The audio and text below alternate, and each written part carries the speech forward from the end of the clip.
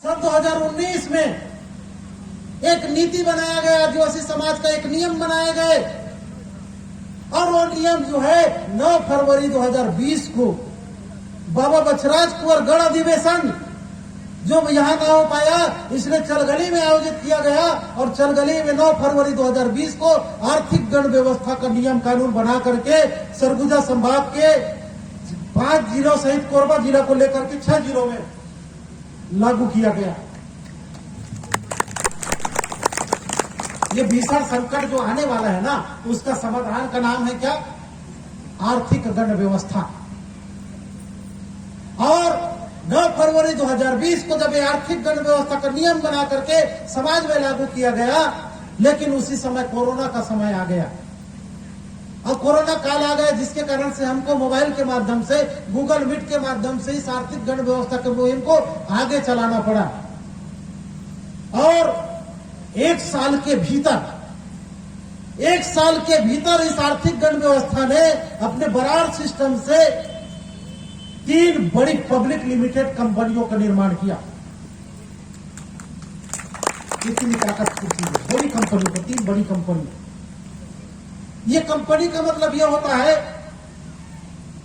सरकार के जिस प्रकार से सरकारी कंपनी होते हैं, सरकार के सरकारी कंपनी होते हैं, जैसे BSNL है, ACCL है, रेलवे है।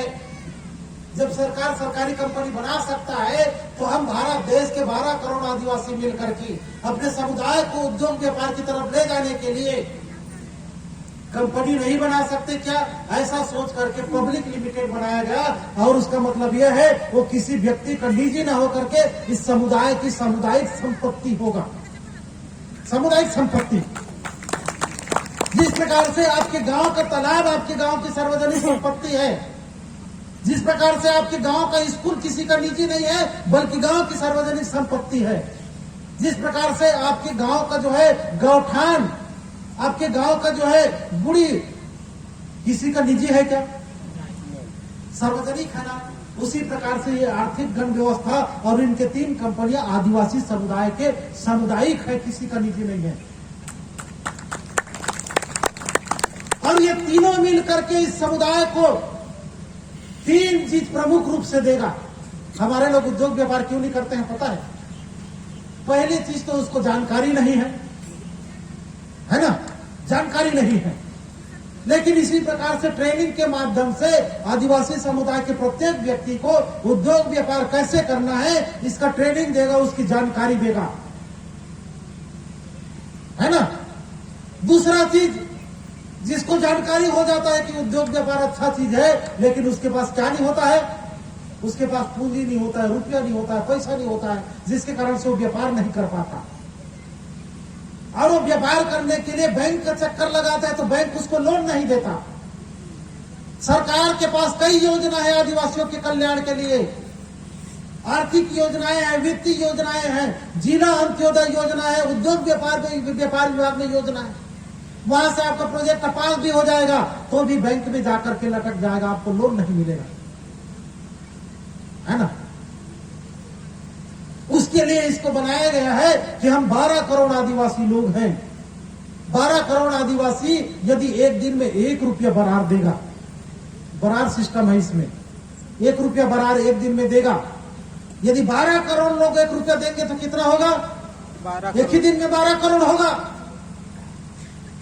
और 300 साल, एक साल में 365 दिन होते हैं, तो रोज 1 रुपया इकट्ठा करेगा तो साल भर में कितना इकट्ठा होगा? 365 रुपया एक व्यक्ति के पास इकट्ठा होगा। और 12 करोड़ लोग यदि 365 रुपया एक ही खाता में अगर डालते हैं तो एक साल में कितना रुपया होगा पता है? 43 अरब 80 करोड़ रुपया। 1 रुपया की ताकत। हम 1 रुपया में इस समुदाय को अमीर बनाएंगे, ये हमारा संकल्प है। 1 रुपया कोई बहुत बड़ा राशि है क्या? चलता नहीं है। आप बाजार में जाएंगे, किसी से धनिया मांगेंगे 1 रुपये में नहीं देगा, है ना। दुकान में चॉकलेट मांगेंगे तो 1 रुपये में नहीं देगा। भले चिल्लर नहीं रहेगा तो आप ही को चॉकलेट थमा देगा, चिल्लर नहीं है करके। बच्चों को हम खेलने के लिए देते हैं, ले बाबू 1 रुपये खेल, वो बोलेगा नहीं चलता है, वो खेलता भी नहीं है 1 रुपये को, है ना। उस 1 रुपया से इस समाज को हम आर्थिक आजादी दिला सकते हैं। इसमें 2 प्रकार के बराबर नियम लागू किए गए हैं। पहला, जितने भी अधिकारी कर्मचारी हैं समाज में पैदा हुए हैं, समाज ने उसको संस्कार दिया, समाज के जाति प्रमाण पत्र से उन्होंने पढ़ाई लिखाई किया, और जब उसको कुछ दुख सुख आता है तो वही समाज उसका काम आता है। लेकिन जब समाज उसको न्योता देता है कि समाज का बैठक है, मीटिंग है, सभा सम्मेलन है, तो क्या बोलता है पता है? पढ़ा लिखा आदमी नहीं आता है ना? उसको लगता है मैं पढ़ लिख करके बड़ा आदमी बन गया हूं, इसलिए वो नहीं आता है। ठीक है, अब ये समाज ये नियम बना चुका है, और बना करके रायपुर में जो राष्ट्रीय लेवल का अधिवेशन था, उस अधिवेशन में पूरे देश भर के सभी आदिवासियों को लागू किया जा चुका है। साथ में अभी 9 फरवरी 2023 में रांची में राष्ट्रीय लेवल का दूसरा अधिवेशन, 8वां अधिवेशन करके पूरे राष्ट्रीय लेवल पर ये योजना प्रसारित किया जा चुका है, और पूरे देश भर के जितने भी कबीला के लोग हैं, जितने भी आदिवासी समुदाय के लोग हैं, सब लोगों ने एक वक्त में कहा कि पूरे देश भर के आदिवासी एक ही खाता में 1-1 रुपया डालेगा तो साल भर में 43 अरब 80 करोड़ रुपया होगा। ये आम पब्लिक के लिए है। कर्मचारियों के लिए क्या है? कर्मचारियों के लिए अपने इनकम का 1% देगा वो। जितने भी अधिकारी कर्मचारी हैं, या समाज के जो व्यापारी हैं, या जो छोटे मोटे व्यवसाय करते हैं, जिनका मंथली इनकम है, वो अपने समुदाय को कितना देगा? 1%। यदि 10,000 कमाता है तो 100 रुपया महीना किसको देगा? समाज के खाते में डालेगा। वो बहाना बना सकता है कि मैं समाज को क्यों तू बोलेगा, क्योंकि वो बहाना पढ़ाई इसीलिए किया है ना, ताकि वो अच्छे से बहाना बना सके। है? वो बहाना इसलिए अच्छा से बना लेता है क्योंकि वो पढ़ा लिखा है, तो बहाना बनाएगा। वही कर्मचारी सरकार को कितना % टैक्स देता है पता है? 10% टैक्स देता है। आपके अगल बगल में जो अधिकारी कर्मचारी होंगे ना, उनको पूछिएगा, उसको 12 महीना के वेतन में 11 महीना का वेतन झोंकता है, और 1 महीना का वेतन सरकार को इनकम टैक्स देता है 10%, है ना? उसके छठी बरही विवाह में क्या सरकार आया था? सरकार को उसने देखा है? सरकार का कार्यालय कहां पर है? अब चलिए सरकार को फोन लगाइए, किसको लगाइएगा? आप सरकार के नाम से चिट्ठी लिख दीजिए। रायपुर में किसके ऑफिस में जाएगा? किसी के ऑफिस में जाएगा, वो चिट्ठी लौट करके फिर आपके पास आ जाएगा। पोस्ट ऑफिस बोलेगा कि रायपुर में सरकार नाम का कोई व्यक्ति नहीं है। दिल्ली जाएगा तो दिल्ली से वापस आ जाएगा, दिल्ली में सरकार नाम का कोई कार्यालय नहीं है। आपको चिट्ठी लिखना होगा तो प्रधानमंत्री के नाम से लिखना होगा, मुख्यमंत्री के नाम से लिखना होगा, राज्यपाल के नाम से लिखना होगा। सरकार के नाम से लिखोगे तो कोई नहीं है वैसा, है ना? ठीक है, तो जो सरकार को हमने देखा नहीं, जिस सरकार का एड्रेस हमको नहीं पता, जो हमारे छठी बार बिहार में दिखाई नहीं देता है, जो हमारे दुख सुख में कहीं नहीं दिखता है, उसको हम जब 10% दे सकते हैं तो जिस समाज में पैदा हुए,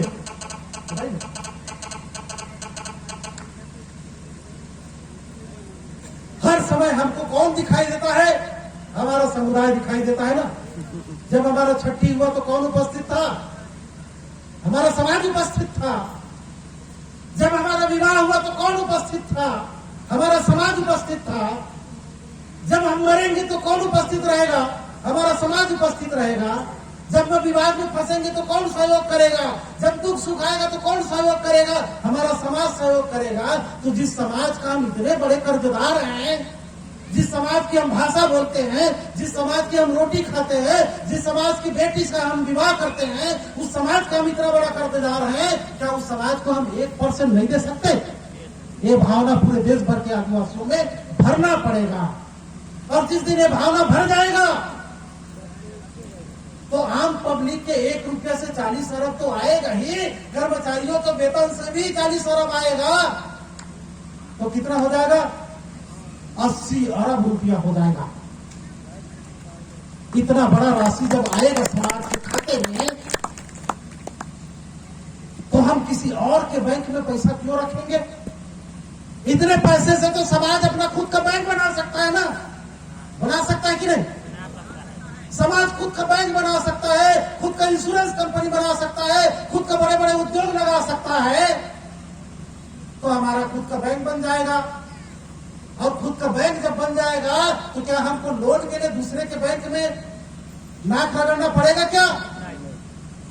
समाज का बेटा यदि उद्योग व्यापार करना चाहेगा तो समाज के बैंक से वो पैसा उठा सकता है, कर सकता है ना।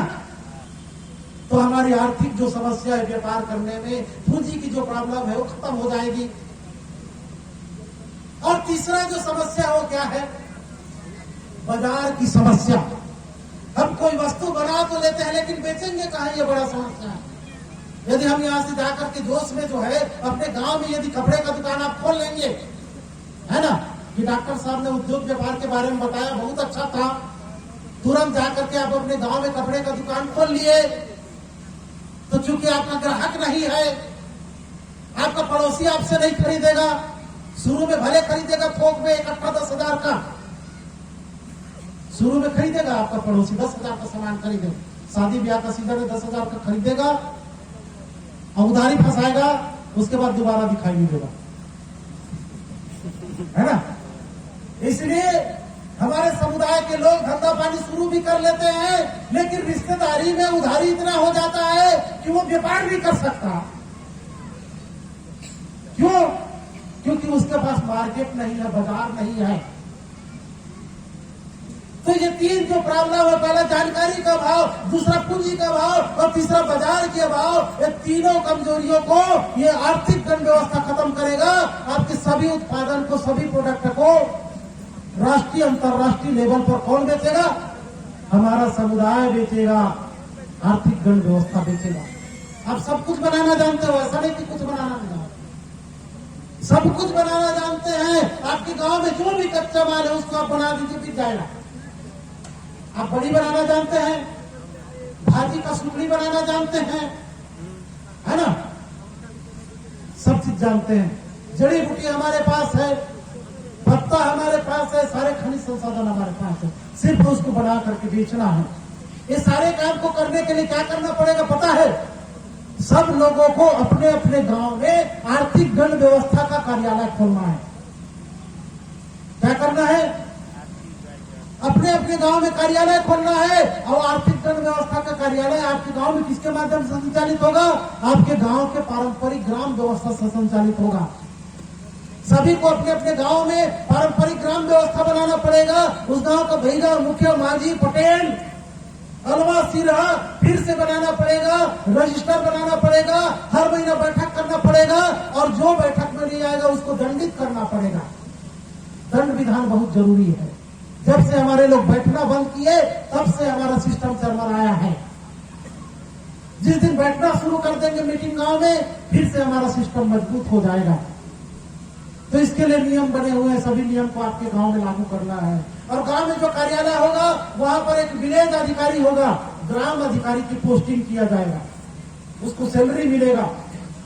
अब वो विलेज अधिकारी के माध्यम से गांव में जितने भी कच्चा माल है ना, महुआ, चाल, तेंदू, पत्ता, पतई, सारा चीज को किसी व्यापारी को नहीं बेच रहा है, बल्कि आप लोग खुद खरीदोगे और खरीद करके ब्लॉक लेवल पर हमारा जो टीआरसी होगा, ट्राइबल रिसोर्स सेंटर होगा, आदिवासी संसाधन केंद्र होगा, वहां पर आपको बेचना है। जब हम बाजार जाते हैं तो दो चीजों से बाजार जाते हैं, या तो हम खरीदने जाते हैं या फिर बेचने जाते हैं। जब खरीदने जाते हैं तो भी व्यापारी हमको ठगता है, और जब हम बेचने जाते हैं तो भी व्यापारी हमको ठगता है। टीआरसी खुल जाने के बाद हर ब्लॉक में टीआरसी खुलेगा, पूरे देश में 6,000 ब्लॉकों में टीआरसी खुलना है।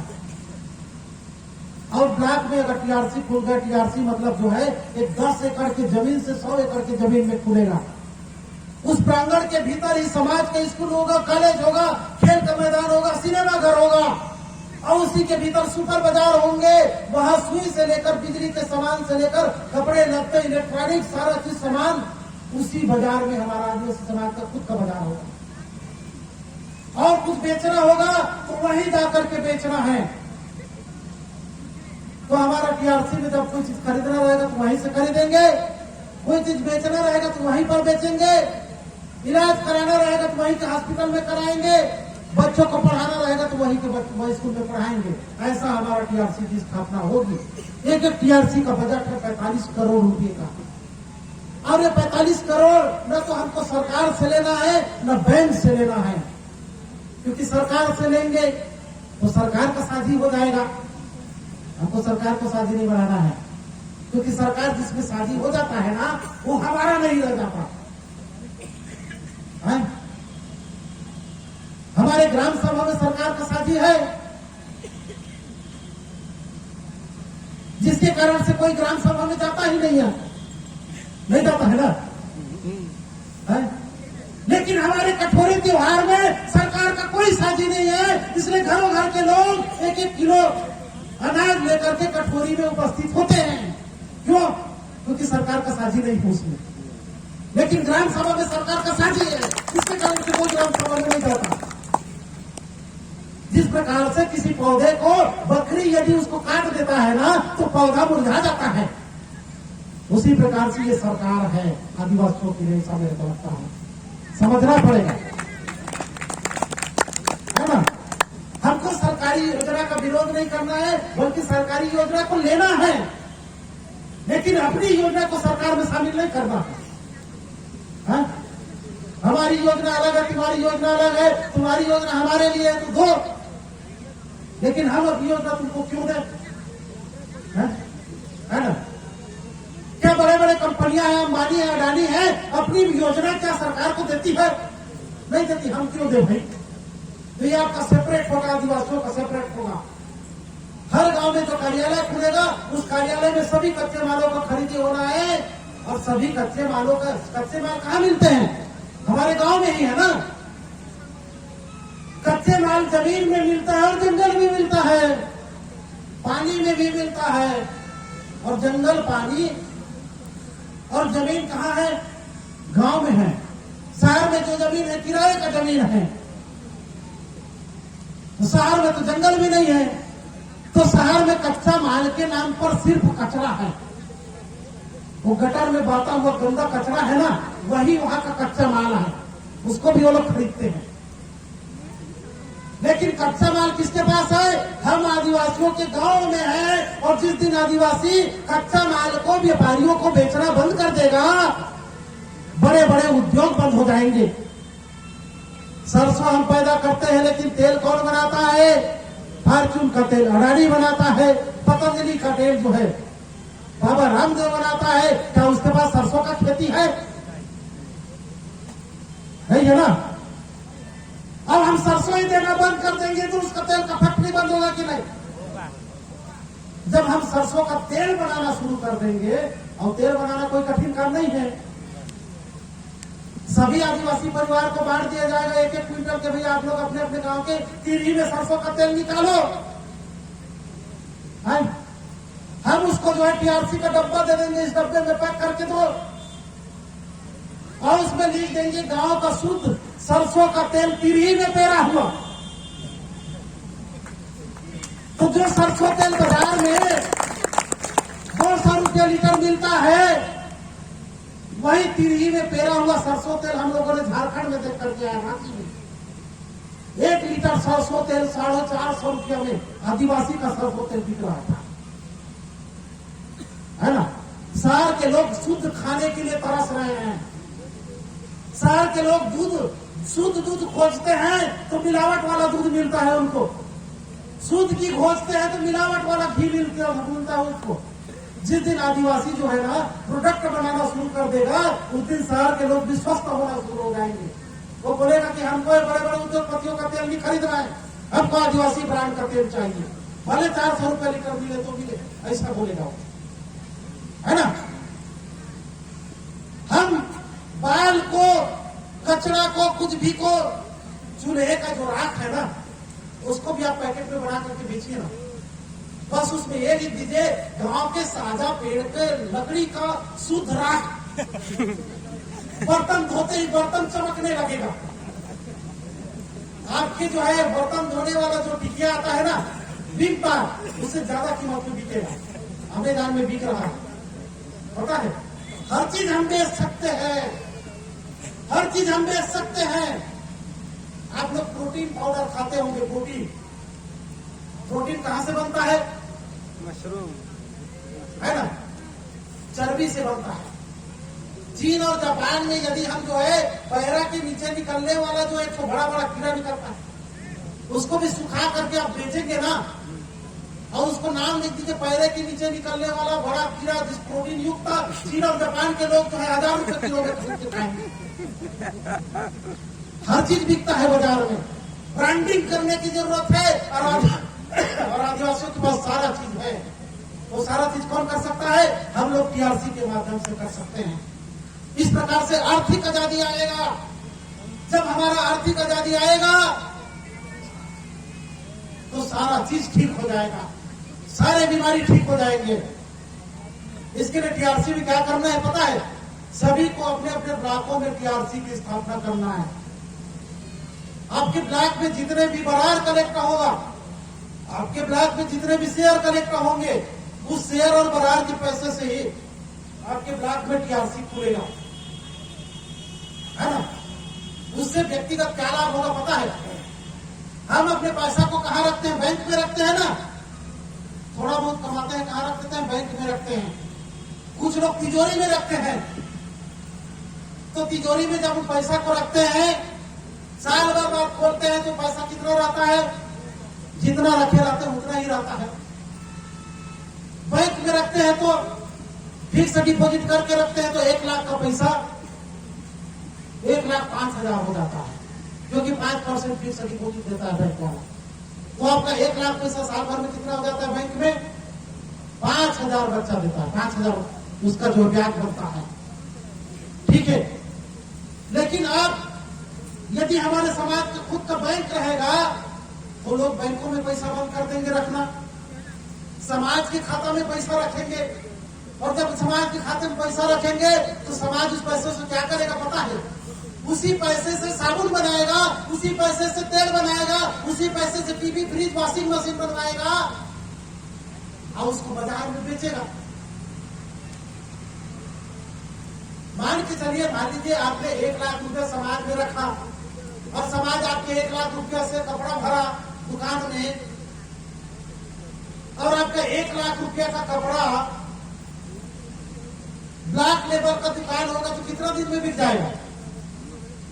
क्योंकि 30,000 50,000 आदिवासी है ना, शेयर होल्डर होंगे। इसमें प्रत्येक आदिवासी परिवार इसका शेयर होल्डर होगा, इसका मतलब इसका मालिक होगा।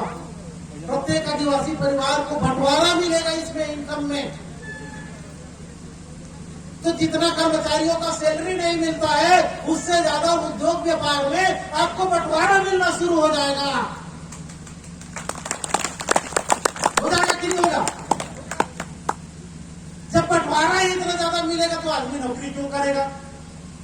वो नौकरी छोड़ करके धंधा पानी शुरू करेगा। तो दोनों तरफ कमाएगा, खुद के धंधे से भी कमाएगा और बंटवारे से भी कमाएगा, है ना। तो साथियों, ये चीज हमको करना है। शेयर का सिस्टम है इसमें, शेयर का। ये 3 जो कंपनी बता रहे हैं ना, इसमें बंटवारा अपना हिस्सेदारी लगाना पड़ेगा, है ना। और इसको अंग्रेजी में शेयर कहते हैं। बंटवारा को अंग्रेजी वाले क्या बोलते हैं? शेयर। मान लीजिए आपके पास यदि 10 एकड़ जमीन है, तो 10 एकड़ जमीन में यदि 5 भाई हैं, तो 5 भाई में कितना बंटवारा है? 10 एकड़ जमीन में 5 बंटवारा है ना। तो जमीन में 5 बंटवारा है, इसका मतलब अंग्रेजी में उसको क्या बोलेंगे? उसमें 5 भाई का शेयर लगा, ऐसा अंग्रेज वाले लोग बोलते हैं। अंग्रेजी में उसको शेयर कहते हैं, लेकिन हमारे देसी में क्या बोलते हैं? उसको बंटवारा कहते हैं। तो हर ब्लॉक में जो दुकान खुलेगा उसमें प्रत्येक आदिवासी परिवार का बंटवारा होगा, और एक एक बंटवारा का कीमत होगा 5500 रुपया, है ना। इसको आप लोग ट्रेनिंग जब होगा उसमें और ज्यादा डिटेल से समझ पाएंगे। मैं पूरा विस्तार से नहीं बताऊंगा, क्योंकि हमारे बहुत से और वक्तागण, अतिथिगण बैठे हुए हैं। समय मिलेगा तो फिर बीच में बोल सकता हूँ, है ना। तो साथियों, इसका प्रति महीना हमारा ट्रेनिंग होता है प्रतापपुर में। आप सब लोगों को इसका 2 दिन का ट्रेनिंग लेना बहुत जरूरी है। साथ में रात में 8 बजे प्रतिदिन हमारा आर्थिक वेबिनार का गूगल मीट के माध्यम से मीटिंग होता है। उसमें भी आप लोग जुड़िए और अपने अपने क्षेत्रों में इसका मीटिंग आयोजित करवाइए, कार्यक्रम आयोजित करवाइए।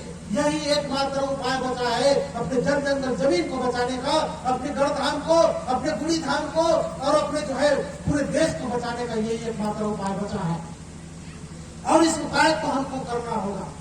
बहुत से साथी लोग अभी रांची गए हुए थे, उन लोगों ने देख करके आया है वहां का जो कार्यक्रम है, प्रशिक्षण है उसके, ये पूरे देश भर में चल रहा है। जहां उपस्थिति भले कम है लेकिन पूरे देश भर में लाखों लोग इसको काम करने के लिए तैयार हुए हैं, है ना। तो साथियों बस मैं इतना ही कहूंगा, सबको सादर सेवा जोहार। माइक में संचालक महोदय को सौंपता हूं, सबको सादर सेवा जोहार।